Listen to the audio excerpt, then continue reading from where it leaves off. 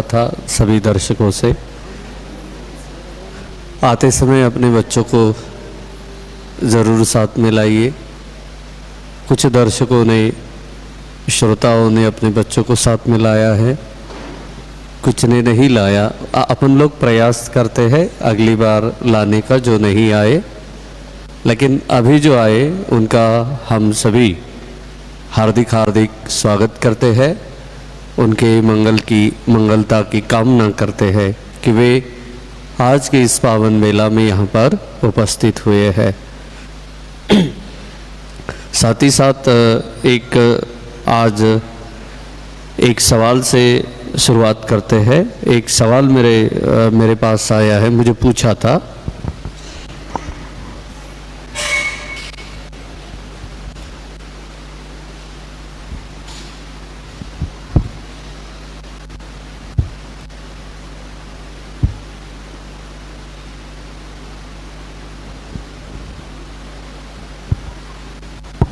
आज अपन वैसे धम्म क्या है ये जानते हैं। एक छोटा सा सवाल आया है, उसका थोड़ा सा उत्तर देख लेते हैं। सवाल है, बुद्ध विहारों में अगरबत्तियाँ, मोमबत्तियाँ, फूल चढ़ाने चाहिए या नहीं। और दूसरा है, बुद्ध विहारों में पानी और प्रसाद का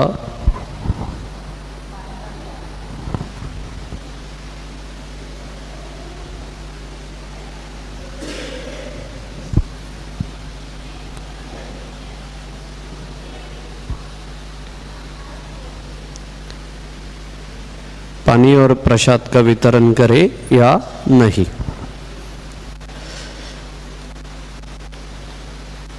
तो बुद्ध विहार में अपन लोगों ने सर्वप्रथम एक बात ध्यान रखनी है कि हमें किसी को भी बुद्ध विहार में खाली हाथ नहीं जाना है। आगे में अपन देखते महाराज, पीछे में भी अपन ने देखा कि जब महाराज या जो भी भगवान को जब मिलने जाता था तो खाली हाथ नहीं जाता था, तो कुछ दान जरूर लेके जाता था। आप जितने भी दर्शक है, कभी भी बुद्ध विहार में खाली हाथ बिल्कुल न जाए। अगर उस बुद्ध विहार में श्रमण, भिक्खु, भिक्खुनियाँ जो भी रहते हैं, उनके लिए अपन ने दान जरूर लेके जाना चाहिए। और अगर वहाँ पर भिक्खु भिक्खुनियाँ नहीं है तो अपन ने साथ ही साथ दान के साथ साथ अपन लोगों ने अगरबत्ती, मोमबत्ती, पुष्प ये साथ में लेके जाना है। ये आदर के लिए है। लेकिन इसका अगर जैसे कि अभी ये इतना अच्छा बुद्ध विहार है तो मोमबत्ती और अगरबत्ती की वजह से कुछ पेंटिंग्स होती है या मेंटेन को थोड़ा प्रॉब्लम जाता है, तो अपन ने बुद्ध विहार के प्रीमाइसेस में अंदर में लगाने के बजाय अपन लोगों ने उसको बाहर में लगाना चाहिए। अगर अंदर नहीं लगा पाए तो बाहर लगाना चाहिए।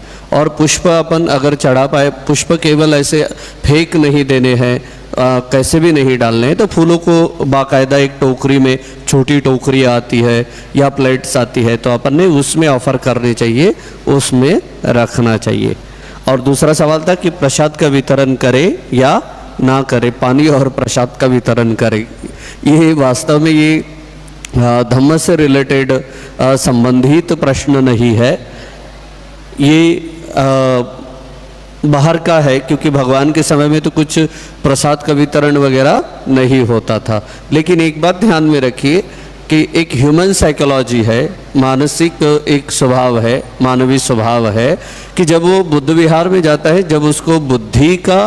जब उसको प्रसाद मिलता है, यानी कि ज्ञान जब उसको मिलता है, तो उसके साथ साथ अगर उसको कुछ मीठा मिल जाए तो वो उसको लगता है कि अभी पूर्ण हो गया, क्योंकि वो संस्कार हुए अपन भारतीय। और ऐसा नहीं है, प्रसाद देने की परंपरा बौद्धों में है, हिंदुओं में है, ऐसा नहीं है। आप चर्च में जाइए संडे के दिन तो आपको चर्च में भी मीठा कुछ खाने को मिल जाता है। या कहीं पर भी जाइए, इवनली मस्जिद में वो लोग जब ये रहते हैं, विशेष उनके जो फेस्टिवल्स रहते हैं, जैसे ईद हो गया या अन्य कुछ, तो वे लोग भी मीठा ऑफर करते हैं। तो अपन लोगों ने मीठा ऑफर करना चाहिए, कुछ देना चाहिए, कि ताकि वो सेटिस्फाई हो जाएगा, समाधान हो जाएगा।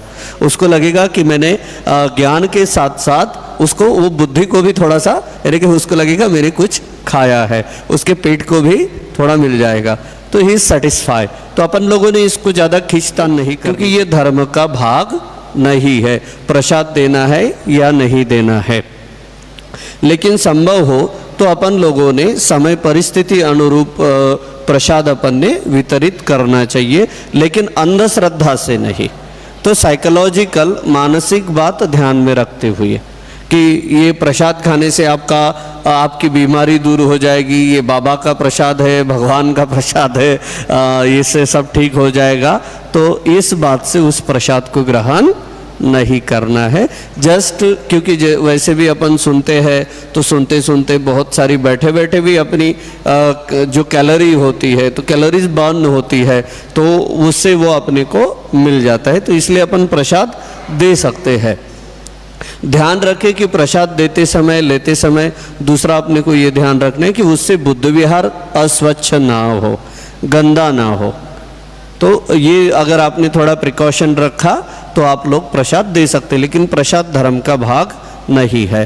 पानी भी ले सकते हैं आप, लेकिन वो धर्म का भाग नहीं है। पता है आप लोगों को पूजा में पानी क्यों रखा जाता है? कलश 2-3 है। जैसे कि जब परितदेशना होती है तो कलश रखा जाता है, तदुपरांत सूत्र रखा जाता है। ये क्यों रखा जाता है? तो इट्स सिंबॉलिकल।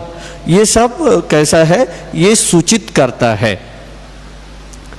जैसे कलश है तो कलश रिप्रेजेंट करता है आपके अपने बॉडी को, अपने शरीर को रिप्रेजेंट करता है।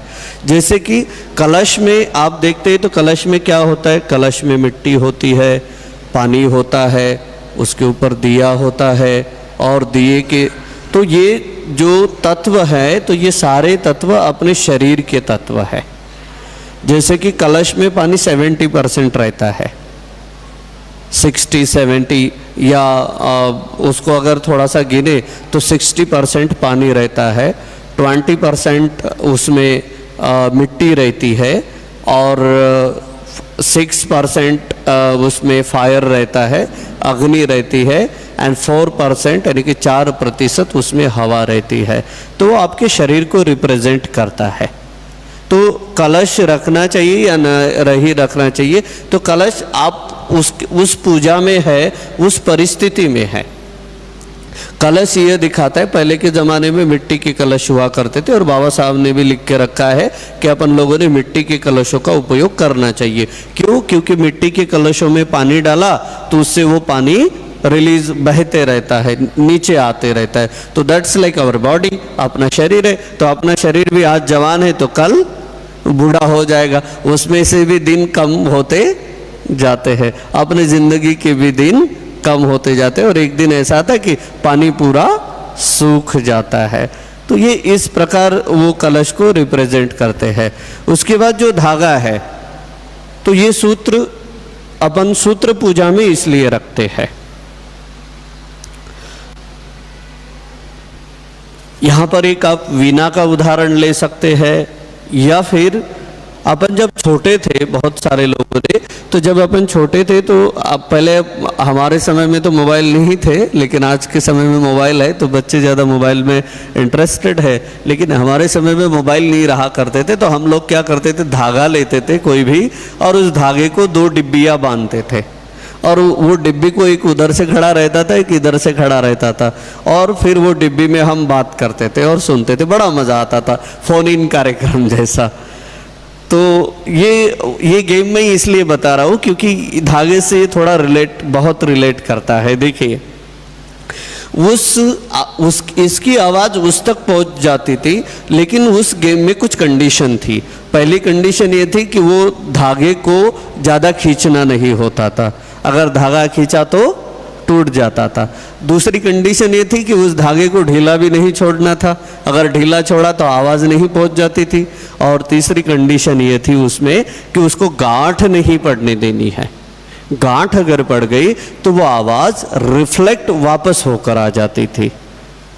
और अगर आपको आवाज़ सही तरीके से पहुंचानी है तो उस धागे को कहीं पर छूना नहीं चाहिए, उसको ढीला नहीं, उसको खींचना नहीं, और उसको गांठ नहीं होनी चाहिए। फिर एक दूसरे की आवाज़ एक दूसरे तक पहुंच जाती थी। ये सेम अपने रिलेशन है।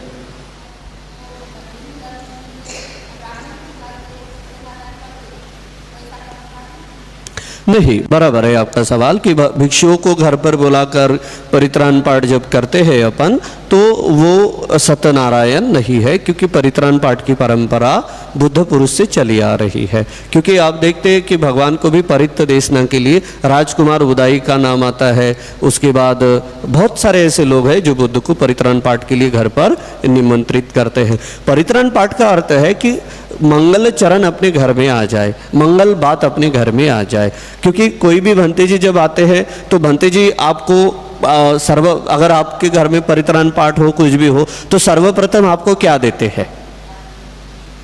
क्या देते हैं? त्रिशरण पंच। अब त्रिशरण पंचशील कर्मकांड है क्या? वो क्या है? वो तो सदाचरण है। फिर अपन लोग सदाचरण को भी कर्मकांड बोले क्या? और रही बात पंडों की, कुछ लोग बोलते हैं कि वो शेंडी वाले पंडे हैं और ये बगैर शेंडी वाले पंडे हैं। तो लेकिन देखिए, वो लोग जो है तो वो कभी ये नहीं बोलते कि आप सदाचरण का जीवन यापन करो। वो कभी त्रिशरण पंचशील नहीं देते या नहीं पढ़ाते। लेकिन बौद्ध भिक्षु पढ़ाते हैं। बौद्ध भिक्षु त्रिशरण पंचशील देते ही देते। तो ये कैसे पंडे हो गए? तो ये कुछ लोगों ने जानबूझ के भ्रम फैलाया है, ताकि परित्राण पाठ के माध्यम से ही, पूजा के माध्यम से, भोजन के माध्यम से भिक्षुओं में और गृहस्थों में कम्युनिकेशन होता है। क्योंकि आप लोग बहुत कम बार बुद्ध विहार में आ सकते हैं, क्योंकि बहुत सारे काम रहते हैं, बहुत उद्योग रहते हैं घर के भी, तो आप नहीं आ पाते। तो इस निमित्त से भिक्षु अपने घर पर आते हैं। उस दिन अपना घर बुद्ध विहार जैसा हो जाता है और भंते जी प्रवचन करते हैं, बुद्ध धम्म संघ के गुणों का स्मरण करते हैं, कुछ परित्र देशना बोलते हैं और कुछ देशना भी देते हैं। तो अपना घर तो बुद्ध विहार जैसा बन जाता है। अगर अपन, वो एक महाराष्ट्र गवर्नमेंट की एक स्कीम थी, शासन आपल्या दारी, तो ऐसा परित्राण पाठ भी एक परंपरा है कि बुद्ध विहार आपल्या दारी। तो अपन इसको कैसे कर्मकांड बोल सकते हैं? ये तो बहुत अच्छा पहलू है। पुय्यं खेतंग लोकस साथी, कि भिक्षुओं को निमंत्रित करना तो पुण्य है। संघ वंदना को आप थोड़ा अच्छी तरह से पढ़िए कि भिक्षुओं को घर पर निमंत्रित करना, दान देना। अगर भिक्षु अपने घर पर आते हैं, भोजन ग्रहण करते हैं, त्रिशरण पंचशील बोलते हैं और आशीर्वाद देते हैं, उसे भी परित्राण पाठ बोलते हैं। लेकिन कुछ लोगों ने परंपरा बनाई रखी है, एकदम रामायण महाभारत जैसी एकदम बड़ी बड़ी पोथियाँ, बड़े बड़े सूत्र ये पढ़ते हैं, तो वो भी थोड़ा गलत है। इतना भी अपन ने टाइम स्पेंड नहीं करना है। अगर त्रिशरण पंचशील का अर्थ अपन समझा, थोड़ा सा प्रवचन, बुद्ध धम्म गुणों का, संघों का स्मरण किया और भिक्षुओं को भोजन, और सबसे महत्वपूर्ण बात दान की, कि भिक्षुओं को दान देना, क्योंकि वो पुण्यदायक है, फलदायी है। क्योंकि भिक्षुओं को इसलिए दान देना है क्योंकि भिक्षु पंचशील का वहन करते हैं, पंचशील का मार्गदर्शन करते हैं। इसलिए जो अच्छा काम करते हैं उनको तो अपन ने दान देना ही चाहिए। और भिक्षुओं से अपन अपेक्षा थोड़ी ना रखते कि परित्राण पाठ करने से, यानी कि भिक्षुओं को अगर हमने दान दिया तो हमारे माता पिता को मोक्ष मिल जाएगा, मुक्ति मिल जाएगी, या हमारे संकट दूर हो जाएंगे। ऐसी अपेक्षा नहीं रहती। अपनी ये अपेक्षा रहती है कि बस हमने पुण्य भाव से ये दान दिया। ये बगैर अपेक्षा का दान रहता है। तो ये परित्राण पाठ सत्यनारायण की कॉपी नहीं है, तो सत्यनारायण ही परित्राण पाठ की कॉपी है। क्योंकि परित्राण पाठ 2600 साल पहले का है। क्योंकि मैं संघ का प्रतिनिधि हूं इसलिए नहीं बोल रहा, आप धर्म को पढ़िए, त्रिपिटक धर्म को जानिए। तो ये जो सत्यनारायण है, ये जो सारी पूजा विधि विधान, सारे पूजा विधि विधान पर सारे धर्म, चाहे क्रिश्चियन हो, चाहे मुसलमान हो, चाहे हिंदू हो, सारे धर्मों पर बौद्ध धम्म के पूजा का ही प्रभाव है। क्योंकि इन धर्मों में पूजा थी ही नहीं। तो ये पूजा आप देखिए, मूर्ति कब से बनी? गांधार शैली, मथुरा शैली। तो सबसे पहले दुनिया में मूर्ति तो बुद्ध की ही बनी है। तो ये मूर्ति पूजा, ये सारी की सारी पूजाएं जो है, तो ये बौद्ध धम्म से ही उधर गई है। लेकिन उन लोगों ने उसको कर्मकांड किया। आप पूजा करो, आप ये करो, वो करो, आपको नौकरी लग जाएगी, आप पास हो जाओगे, आप ऐसे हो जाओगे, आप वैसे हो जाओगे। इसको कर्मकांड बोलते हैं। परित्राण पाठ को कर्मकांड नहीं बोलते। एक और मैं इसमें कंसेप्ट क्लियर कर देता हूं। अपने लोग किसी को भी, कोई भी बात को कर्मकांड बोलते हैं। कर्मकांड किसे बोलते हैं ये मैं आज आपको बताता हूं। जिसमें आपके घर पर परित्राण पाठ होता है तो भंते जी आपको ये बोलते हैं क्या कि मेरे लिए एक मुर्गा, एक बकरा लेके आओ, मैं परित्राण पाठ तभी शुरू करूंगा जब आप बकरा काटोगे। बोलते हैं? मुर्गा काटने को बोलते हैं? नहीं। यानी कि भिक्खु लोग तो काटने का बोलते ही नहीं। ओके, ठीक है। पानाति पाता आदि नादा। भिक्खु लोग ये बोलते हैं क्या कि आप मुझे इतनी दक्षिणा दोगे तो आपको मुक्ति मिल जाएगी? नहीं। यानी कि जबरदस्ती से आपसे पैसे ही लेते। तो उसके बाद है कामेषु मिच्छाचारा। भिक्खु लोग आपके घर पर आकर परित्राण पाठ के माध्यम से आप लोगों को चीट करते हैं, फंसाते हैं क्या? नहीं। मूसावादा। क्या भिक्खु लोग झूठा बोलते हैं? ऐसा बोलते हैं क्या कि अगर ये परित्राण पाठ किया तो आपके आई बाबा को मुक्ति मिल जाएगी, आपके घर की 7.5 दूर हो जाएगी? बोलते हैं क्या? नहीं। क्या भिक्खु लोग ये बोलते हैं क्या कि मैं तब तक परित्राण पाठ शुरू नहीं करूंगा जब तक आप मुझे पहली धार की दारू ला कर नहीं देते, या मुझे गांजा नहीं पिलाते, या मुझे अफीम नहीं खिला? कभी बोलते हैं कि भिक्खु? फिर वो कर्मकांड कैसे हो गया? We can't understand what is the कर्म कांड। हम लोग नहीं समझ पा रहे। हम लोग पूजा, अगरबत्ती जलाना, मोमबत्ती जलाना, धूप जलाना, कपूर जलाना, वंदना करना, परित्राण पाठ करना, भिक्खुओं को निमंत्रित करना, इसे अगर हम लोग कर्म कांड बोलेंगे तो फिर धर्म क्या है? फिर धर्म किसे बोलेंगे आप लोग? ये प्राथमिक धर्म है, ये धर्म तक पहुंचने का माध्यम है, धर्म नहीं है। परित्राण पाठ पूजा धर्म नहीं है। तो ये एक साधन है, एक माध्यम है। क्योंकि अपन थोड़ा सा शांत होते, कूल होते, एकाग्र होते हैं, इसलिए अपन ने ये पूजा करनी चाहिए। इसको कर्मकांड से तुलना नहीं करनी चाहिए। क्लियर हो गया? Thank you. तो चलो ठीक है। तो अभी 30 मिनट हो गए और अभी मेरे पास कुछ मिनट बचे हैं। अगर कोई किसी का एक और सवाल होगा तो आप एक आधा सवाल पूछ सकते हैं, अगर कुछ और होगा तो।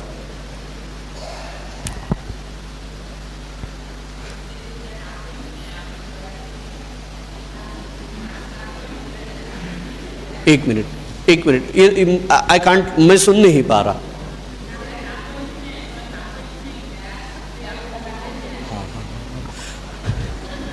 Very nice. यानी कि नागा पंचमी है या नहीं है? नहीं, वो उनकी बात गलत नहीं है। तो ये जो नागा पंचमी है तो ये एक किसानों का फेस्टिवल है, ये धर्म का भाग नहीं है, ये महोत्सव है। मैं तो इस नागों की पूजा जब अपन इसको थोड़ा समझते हैं, पहला कि जब बौद्ध शास्त्र की जब बात आती है, बौद्ध अध्ययन में, बौद्ध साहित्य में,